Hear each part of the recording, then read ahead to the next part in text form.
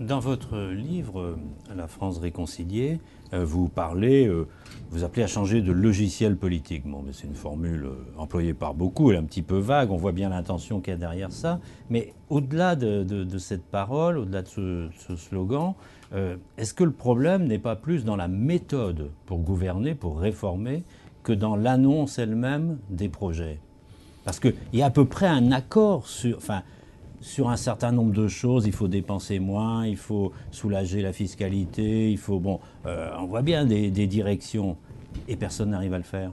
Non, mais vous avez raison, les solutions, on les connaît. Il faut alléger la France, basculer le produit de cet allègement vers les entreprises, vers les ménages, pour relancer les deux moteurs. Et je crois que c'est une affaire de courage, d'audace. Mais ça se heurte à quoi? Ça se heurte à la professionnalisation de la vie politique. Quand vous faites carrière, quand vous avez été attaché parlementaire à 25 ans et vous rêvez d'être sénateur à 80 ans, quand vous êtes dans cette trajectoire, vous ne voulez aucune aspérité, vous ne voulez prendre aucun risque, vous prenez le risque minimum. Donc tout ce qui pourrait être de nature à renverser le modèle, à retourner le modèle, peut avoir des dégâts collatéraux sur ceux qui ont fait métier dans le modèle, voyez, et qui sont incrustés, qui sont bloqués dans le modèle. C'est ça dans la vie des entreprises. Voyez, tous ces grands retournements de modèle économique qu'on voit dans les médias, dans l'industrie, dans tous les secteurs, il est clair que ça remet en cause beaucoup de gens. Ceux qui avaient fait des petites rentes de situation dans ces entreprises. La politique, c'est pareil. C'est une multitude de rentes de situation. Des petits barons locaux, des petits fiefs, des petits postes de cabinet, des petits postes de fonctionnaires détachés. Vous êtes chef d'entreprise, vous pouvez décider de bouger des gens, de changer de stratégie, etc. Mais en politique, c'est l'électeur qui... Mais oui, mais l'électeur, est-ce que vous ne croyez pas que, justement, il nous dit tous les jours, j'en ai marre du système? Oui. Il nous le dit tous les jours, donc il dit soyez anti-système, renversez la table, ayez l'audace de renverser la table.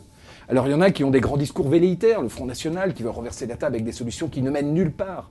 Et nous, on est finalement pas capable aujourd'hui de montrer qu'on est prêt aussi à renverser la table. Parce que les gens nous disent, mais vous êtes plein de petites rentes de situation, personne ne va oser renverser la table.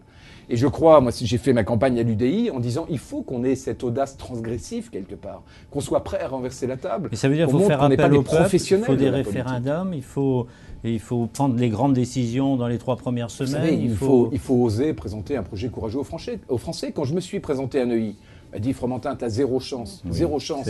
T'as l'UMP hyper puissante à Neuilly, le président de la République qui vient d'être élu, qui a son candidat porte-parole à l'Élysée. Et j'ai démarré tout seul, oui, je n'avais pas de réseau, je n'avais rien. Et 6 mois après, son candidat ne pouvait même pas aller au bout et j'ai été élu avec plus de 60% des voix.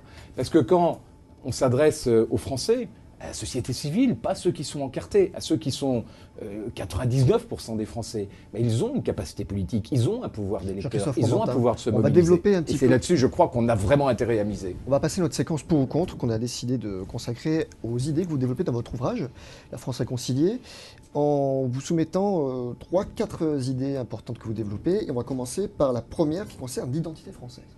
Est-ce que vous êtes pour ou contre des cours de laïcité à l'école? Non. Pourquoi? Oui, je pense qu'il y a des domaines comme ça qui sont des domaines de l'éducation, de la famille. Oui. L'école a vocation à développer de la connaissance, oui, et pas à reprendre ce genre de faire des cours de laïcité. Voilà. Faisons confiance aux parents, essayons d'aider les familles. C'est dans ce cercle familial que finalement cette éducation, ces valeurs doivent s'apprendre. Un point sur l'entreprise et la politique de l'offre que vous appelez de vos voeux. Faut-il, selon vous, un contrat unique et faut-il permettre aux entreprises de licencier sans motif? Il faut changer le contrat de travail. Aujourd'hui, il n'y a plus que 12% des gens qui sont embauchés avec des contrats à durée indéterminée, donc force est de constater que ça ne marche plus. Moi, je suis pour travailler sur cette formule de contrat unique avec ce système de gain de points qui permet aussi de se former, de se mettre à niveau.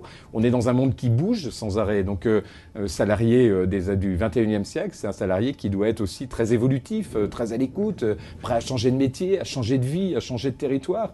Et donc, je crois que un contrat unique, une trajectoire comme ça qui alterne formation, emploi, remise en cause, pourrait être un modèle extrêmement intéressant, extrêmement moderne finalement, de réconciliation entre le travail et l'entreprise.